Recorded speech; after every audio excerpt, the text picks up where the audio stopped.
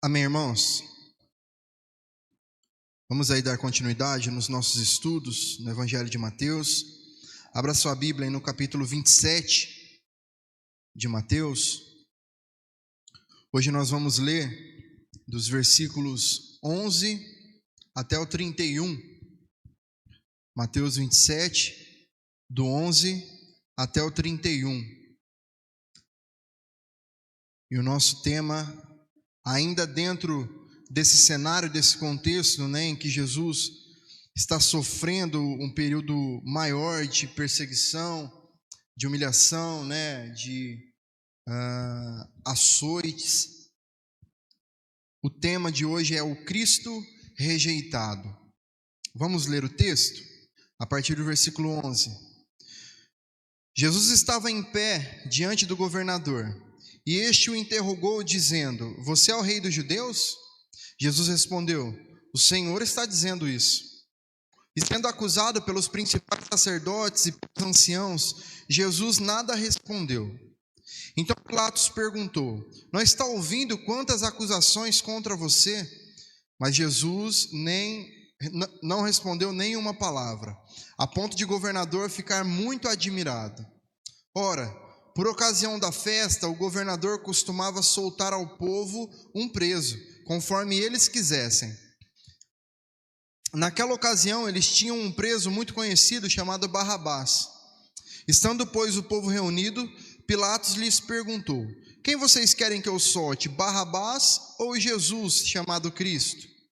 Porque sabia que era por inveja que eles tinham entregado Jesus.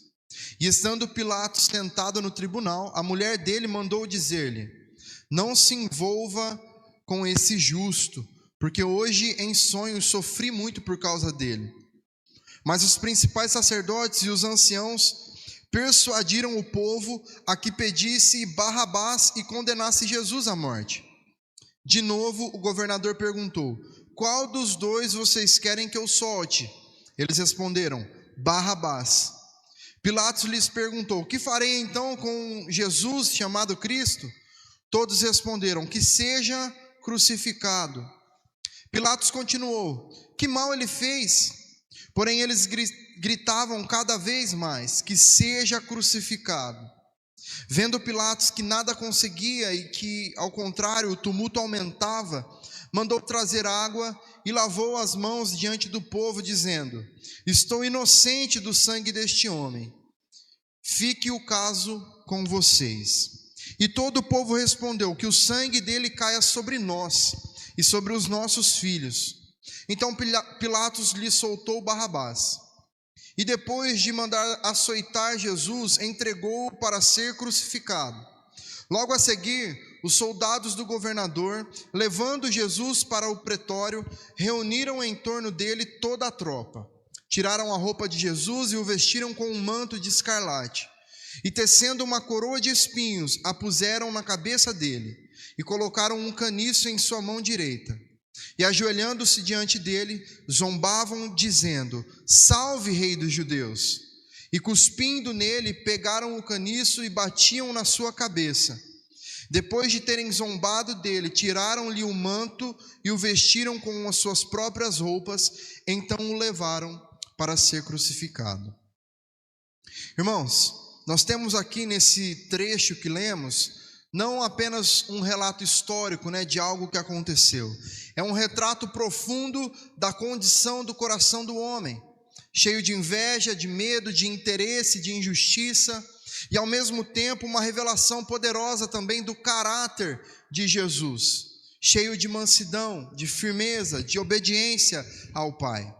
Nós vemos aqui duas posturas completamente opostas, completamente contrárias. De um lado, homens que rejeitam a verdade para preservar os seus próprios interesses. Do outro lado, Jesus, que permanece fiel até o fim, mesmo sendo humilhado, mesmo sendo maltratado, mesmo sendo condenado injustamente. Bom, como nós vimos, Jesus, em um dado momento aqui, ele é levado para o pretório, Pretório era um espaço onde eram realizados os interrogatórios e o julgamento dos presos. Era um espaço onde os governadores ali legislavam sobre o povo. E nós temos alguns pontos importantes sobre isso. Primeiro é o fato de que os judeus acusam Jesus diante de Pilatos, né? Os principais sacerdotes e os anciãos levaram Jesus até Pilatos, movido ali pelo seu sentimento de inveja, de ciúmes, e eles queriam que Jesus fosse julgado por Pilatos, porque eles não queriam perder a sua influência, a influência que eles tinham diante do povo, porque se o povo passasse a ouvir Jesus da maneira como ele anunciava o verdadeiro evangelho, muito provavelmente a multidão deixaria de ouvir os anciãos, os líderes religiosos. E ao longo do tempo eles haviam criado formas de se beneficiar da religião. Eles haviam buscado, né, a própria glória o tempo inteiro, muito mais do que a salvação das pessoas. E eles não queriam perder isso. Era conveniente para eles. Como eles não tinham autoridade então para executar, para matar alguém, eles levaram Jesus ao governador romano Pilatos. Mateus ele destaca que as acusações contra Jesus foram muitas, né? E analisando com base em outros textos, nós também conseguimos identificar o conteúdo dessas acusações. Por exemplo, em João capítulo 18, versículo 30, nós vamos ver lá que eles acusaram Jesus de ser um malfeitor, né? Só que na realidade, eles eram aqueles que agiam de forma injusta, né? Enquanto Jesus andava por toda parte fazendo bem. Uma outra coisa, lá em Lucas 23, 2, eles acusaram Jesus de insubordinação. Eles diziam que Jesus estava desviando o povo, proibindo ali o pagamento de impostos, por exemplo, e afirmando ser o Cristo, ser o rei sobre aquelas pessoas. Uma outra questão, lá em Lucas ainda capítulo 23, eles acusaram Jesus de ser um agitador. Eles alegavam que Jesus estava causando tumulto ali por toda a região, né, desde a Galileia até Jerusalém. Uma outra acusação, eles acusaram Jesus de blasfêmia, né? Em João capítulo 19, versículo 7 vai dizer isso. Eles diziam que Jesus afirmava ser o Filho de Deus, como ele de fato era o Filho de Deus, e que isso, segundo a lei judaica, era digno de morte, de pena de morte. Além disso também, eles diziam que Jesus estava incitando uma rebelião, lá em João capítulo 19. Eles diziam assim a Pilatos: se você soltar este homem, não é amigo de César. Todo aquele que se faz rei se opõe a César. O que eles estavam dizendo é que Jesus se dizia rei sobre aquele povo, mas não era esse tipo de rei que Jesus dizia ser, né? Que ele afirmava ser. Então eles tentaram ali de todas as formas denegrir a imagem do Senhor, de Jesus, diante de Pilatos, para que ele o condenasse. E essa era a principal acusação, né, para que eles conseguissem o que eles queriam, que Jesus se declarava o rei dos judeus. Tanto que é o que eles chegam aqui dizendo, né? É esse o questionamento que o próprio Pilatos faz de Jesus: você é o rei dos judeus? Jesus não negou, só que ele também deixou claro que o seu reino não era deste mundo. O seu reinado não representava uma ameaça política ao poder político, porque não estava baseada no poder humano.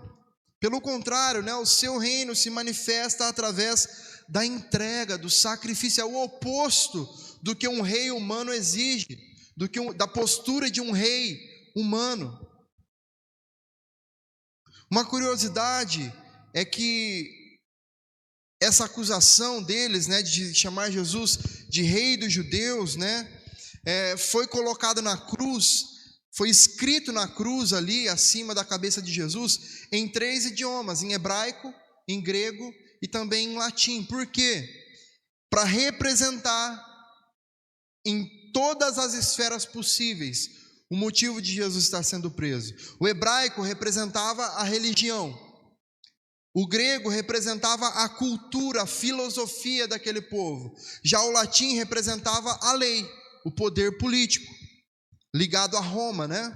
Ou seja, todas as esferas da humanidade, todos os poderes deste mundo se uniram para condenar Jesus. Desde a criação, irmãos, Deus estabeleceu o princípio de autoridade, dando ao homem domínio sobre a criação, lá em Gênesis capítulo 1, versículo 26. Só que o pecado corrompeu esse propósito, essa ideia, e muitos passaram a exercer a autoridade de forma distorcida, da forma errada, buscando agir como se fossem deuses. Jesus é diferente disso. O seu reino não é construído por opressão, por imposição. Não é sustentado por força, mas por sacrifício. Jesus não veio para dominar pela violência, mas para salvar por meio do seu próprio sangue, do seu sacrifício, daquilo que ele fez na cruz do Calvário. E é isso que mostra a diferença do reino de Cristo. Uma outra questão que nós vemos no decorrer desse trecho que lemos é que Pilatos sabia da inocência de Jesus. No versículo 18, isso fica claro. Ele percebeu que os principais sacerdotes estavam ali agindo por inveja, por medo de perderem ali o seu posto diante das pessoas, diante do povo, e não por uma preocupação real com justiça ou com o Império Romano. Ele sabia que as acusações não eram sinceras, só que mesmo assim faltou a ele coragem para agir de acordo com essa convicção. Nós vemos isso em 3 lugares no Evangelho de Lucas, no capítulo 23, no versículo 4. Ele diz: não vejo neste homem crime algum. Ou seja, desde o começo, ele já reconhecia que não havia base para a condenação de Jesus. Nos versículos 14 e 15 do capítulo 23 de Lucas, ele diz assim: apresentastes-me este homem como agitador do povo, mas tendo-o interrogado na vossa presença, nada verifiquei contra ele todos os crimes de que os acusais, nem tampouco Herodes. Ou seja, após uma análise mais cuidadosa, após um interrogatório contra Jesus, a conclusão de Pilatos era a mesma: Jesus era inocente. No versículo 22, ele diz: que mal fez este homem? De fato, nada achei contra ele para condená-lo à morte. Mas mesmo assim, mesmo diante da certeza, da convicção que Pilatos tinha, apesar de reconhecer isso publicamente ali diante das pessoas, ele não teve firmeza para sustentar essa verdade até o fim. Uma outra coisa, Pilatos ele tentou também soltar Jesus e pacificar os judeus. Antes de condenar Jesus, ele tentou escapar da responsabilidade de algumas formas, né? Primeiro, ele tentou transferir a sua decisão para Herodes. Lá em Lucas também, no capítulo 23, vai dizer que ele envia Jesus até Herodes. Depois, ele tentou uma solução intermediária, dizendo que ele iria castigar Jesus e depois soltá-lo. O que já seria uma grande injustiça, né? Pelo simples fato de que Jesus era inocente. Ele não merecia ser castigado de nada. E não era um simples castigo, era um açoite, né? O açoite romano, ele era brutal, irmãos. Muitas vezes esse açoite já levava a pessoa à morte, não precisava da cruz. Pilatos também tentou induzir o povo a libertar Jesus, propondo a eles soltar Barrabás. Barrabás era um dos piores criminosos daquela época, ele era conhecido por crimes gravíssimos. E por fim, Pilatos ele também se declara inocente daquela situação, né? Ele lava suas mãos diante do povo, né? Representando ali que ele era inocente, que não era ele quem estava tomando essa decisão, que era o povo. Ele diz: eu deixo ele em suas mãos então, vocês veem o que vocês fazem. Só que a história mostra, irmãos, que a vida de Pilatos terminou de forma trágica. Algumas tradições dizem que Pilatos foi punido e executado pelo próprio Império Romano. Ele passou a ser perseguido pelo próprio Império Romano por conta de algumas escolhas, de algumas decisões, e ele foi executado. Outras tradições defendem que Pilatos tenha se suicidado, tenha se matado por não aguentar a pressão, a perseguição contra ele. De toda forma, ele morreu de forma trágica. Isso demonstra que não tem como fugir das consequências de decisões tomadas contra Jesus, contra Cristo, contra a sua palavra, contra as verdades do Evangelho. Ninguém sai impune, irmãos.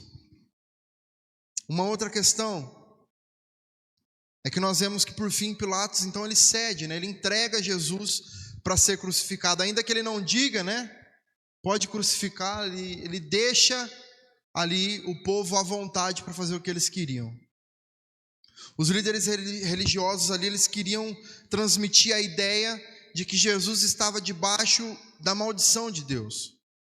Por isso que eles dizem no versículo 25: caia sobre nós o seu sangue e sobre os nossos filhos. Como se o que eles estivessem fazendo fosse algo certo diante de Deus. Obviamente isso era hipocrisia, né? Nós sabemos o desejo deles qual era, né? E é uma declaração que também acarretou em consequências muito graves ao longo da história para o povo. Esse mesmo povo que rejeitou a Cristo enfrentou tempos de grande sofrimento depois, especialmente na destruição de Jerusalém, no ano 70 depois de Cristo. Ou seja, mais uma vez, rejeitar a Cristo, irmãos, nunca é algo neutro. Ninguém rejeita a Cristo e tudo bem. Isso, em um futuro, algum momento, isso trará consequências espirituais e históricas para a vida de qualquer um.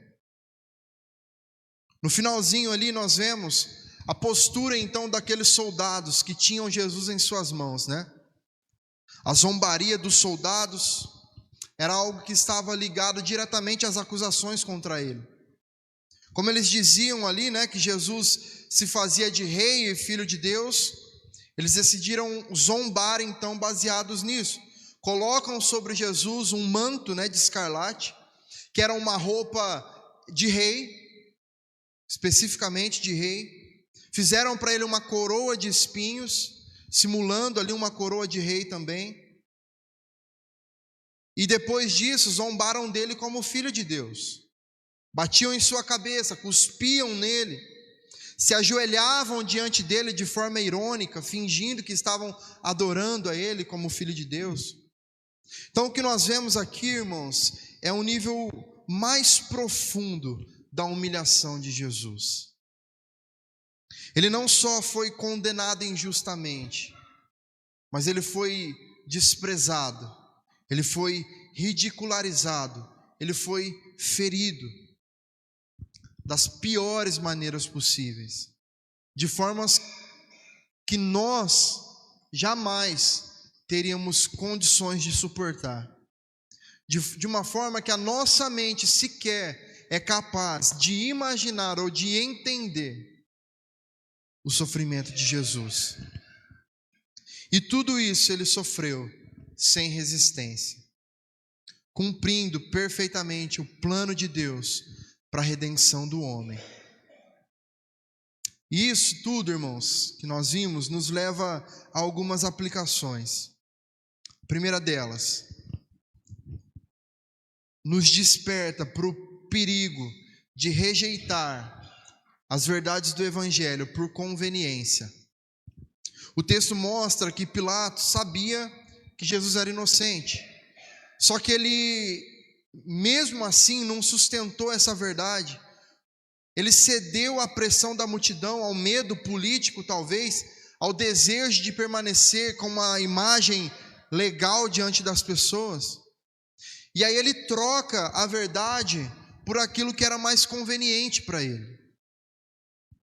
E muitas vezes, irmãos, nós fazemos isso quando nós sabemos o que é certo diante de Deus, conhecemos a palavra, as verdades do Evangelho, mas não vivemos, não obedecemos, não praticamos por causa das circunstâncias ao nosso redor, por causa das pessoas ao nosso redor, para que sejamos aceitos, para que sejamos reconhecidos, para que as pessoas gostem mais de nós, nos achem mais legais, mais bonzinhos.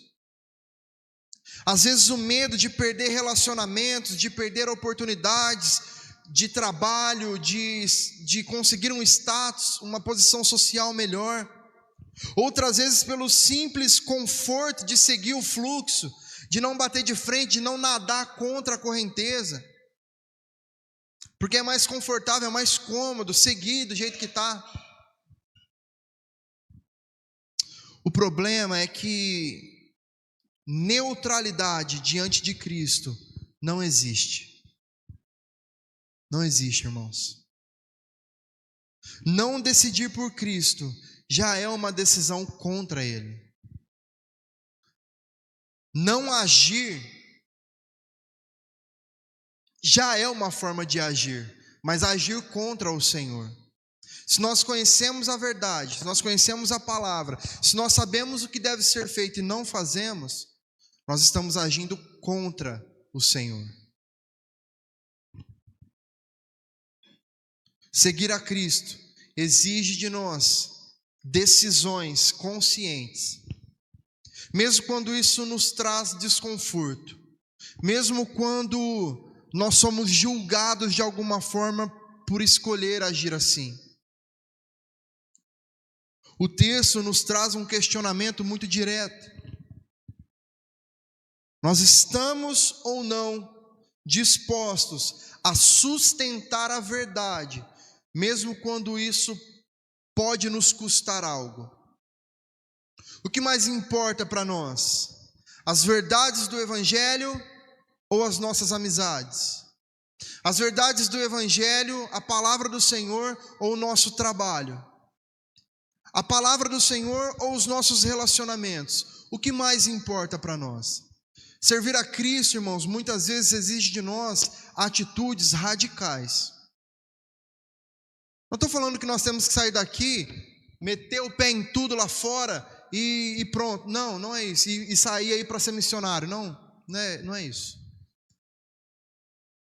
Só que os princípios que guiam a nossa fé não podem ser deixados de lado, em hipótese alguma. Nós devemos ser fiéis ao Senhor em todo o tempo. Nós não podemos negociar as nossas convicções para manter estabilidade, para sermos aceitos ou para obtermos algum tipo de vantagem com esse, com aquele, neste ou naquele lugar. Em segundo lugar, não se deixe levar por um coração apenas influenciado e não transformado. O texto mostra que os sacerdotes, os anciãos ali, eles influenciaram o povo. Ou seja, aquelas pessoas foram manipuladas. O texto diz que os principais ali, sacerdotes e anciãos, eles persuadiram o povo a dizer que queriam que soltasse Barrabás. Isso nos ensina que um coração que não está verdadeiramente firmado no Senhor é facilmente influenciado, manipulado. A multidão não avaliou a verdade, os fatos, não buscou discernimento do que estava acontecendo, apenas seguiu a pressão daquele momento. Porque haviam líderes ali religiosos forçando que eles fizessem aquilo. Irmãos, é muito sério isso daqui. Trazendo para uma realidade de hoje, é o que nós vemos acontecer dentro de muitas igrejas. Muitos líderes, intitulados pastores, que colocam uma pressão, uma opressão sobre as pessoas, oprimindo realmente as pessoas, uma liderança que oprime as pessoas, simplesmente para que elas não saiam dali. Não para que não se perca uma alma,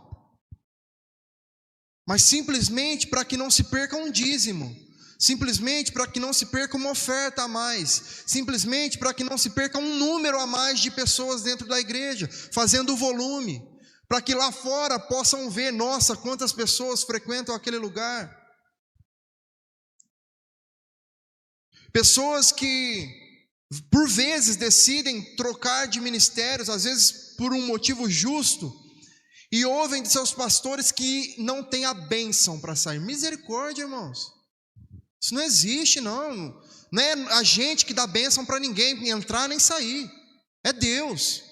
A bênção vem do Senhor.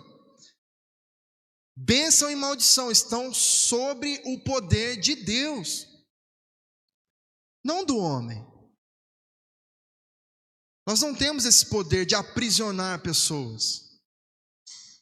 É isso que esses líderes estavam fazendo, persuadindo aquelas pessoas a escolherem não a Cristo, com uma ideia fantasiosa e mentirosa por trás. Nós vivemos, irmãos, cercados de muitas vozes.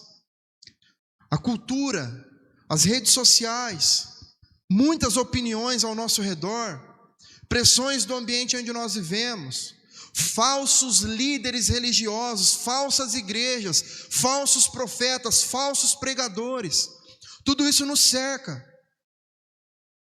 E se a nossa fé não for construída sobre a palavra, nós corremos um risco muito grande de tomarmos decisões espiritualmente desastrosas, mesmo achando que nós estamos apenas seguindo o fluxo.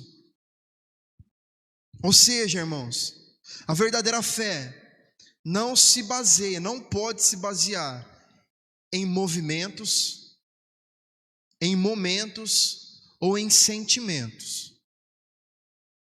Um coração transformado por Deus não é levado pela maioria. Ele é guiado pela verdade. Não se deixa influenciar pelo ambiente ou pelas circunstâncias, mas pela palavra do Senhor. É isso que nos move, é isso que nos molda, é isso que nos sustenta enquanto crentes. E em terceiro lugar, o amor de Cristo supera toda e qualquer circunstância. Jesus ele é acusado injustamente, rejeitado pelo seu povo, rejeitado pelos outros povos também, trocado por um criminoso. Como você se sentiria, irmãos? Se você fosse trocado por uma pessoa que todos sabem que é um assassino, um criminoso, e você está diante de um juiz, você é inocente, e as pessoas que ali estão influenciando aquele tribunal, o júri que ali está, escolhesse esse criminoso e não você. Jesus, que foi açoitado brutalmente, ridicularizado pelos soldados, ele passa por tudo isso em silêncio. Ele não reage, ele não se defende, ele não tenta escapar. Sabe por quê, irmãos? Propósito. Jesus tinha e sabia do seu propósito. Sabia, conhecia o propósito de Deus. E quando existe um propósito de Deus, irmãos, para que algo seja cumprido e realizado, não importam quantas injustiças aconteçam no meio do caminho, o propósito será cumprido. Porque o propósito vem de Deus e não de nós. E Deus não é homem para mentir. Deus, aquilo que Ele cumpre, Ele faz. Os planos de Deus não mudam no decorrer da história, no meio do caminho. Deus não escreve certo por linhas tortas. Não. Ele é perfeito em tudo que Ele faz, o tempo dele é perfeito. Então, diante disso, irmãos, nós somos confrontados, porque isso revela também a gravidade do nosso pecado. Jesus sofreu isso tudo aqui por causa do nosso pecado. Foi isso que levou Jesus à cruz. Não esqueça disso nunca. Jesus morreu porque Ele me ama. De fato, irmãos, mas se não tivesse pecado, Ele não precisaria morrer. Ele morreu e a culpa é nossa. Isso que nós precisamos levar. Sempre que nos lembrarmos do sacrifício feito por Jesus na cruz, somos culpados do sangue de Jesus. Ele nos amou infinitamente. Não há amor maior do que esse. Só um amor do tamanho do amor de Deus que pode fazer o que Jesus fez. Mas saiba o motivo disso ter acontecido. Mas além de nos confrontar dessa forma, isso também nos consola, porque mostra a profundidade do amor de Deus. E é esse Deus que tanto ama, que tem o controle de todas as coisas em suas mãos, que nos chama de filhos e que nos permite chamá-lo de Pai. Ele é nosso Pai, que nos ama, que nos sustenta, que nos consola em meio às circunstâncias, no dia mau. Por isso, irmãos, nós somos chamados a viver uma vida de gratidão ao Senhor por tudo que Ele fez, por tudo que Ele é, de rendição, comprometidos com esse Cristo que se entregou por nós. É o mínimo que nós devemos fazer, viver para Ele. Diante desse cenário todo que nós vemos nesse texto, a pergunta que Pilatos faz no versículo 22 precisa também ecoar nas nossas mentes e nos nossos corações. Ele diz: que farei então com Jesus chamado Cristo? Não é uma pergunta qualquer, uma pergunta pessoal. O que nós temos feito com Jesus chamado Cristo? Porque, irmãos, todas as vezes que nós ignoramos a palavra do Senhor e vivemos a nossa vida no sentido contrário do que a palavra diz, é como se nós estivéssemos crucificando Jesus de novo. É como se de nada valesse, de nada adiantasse tudo que Ele fez na cruz. A diferença entre a salvação e a condenação não está no tamanho, na intensidade do pecado, irmãos. Está na resposta que nós damos a Cristo. Aqueles que rejeitam, seguem o caminho da multidão. Mas aqueles que se rendem a Cristo, sempre encontrarão perdão, vida eterna e reconciliação com Deus. Amém?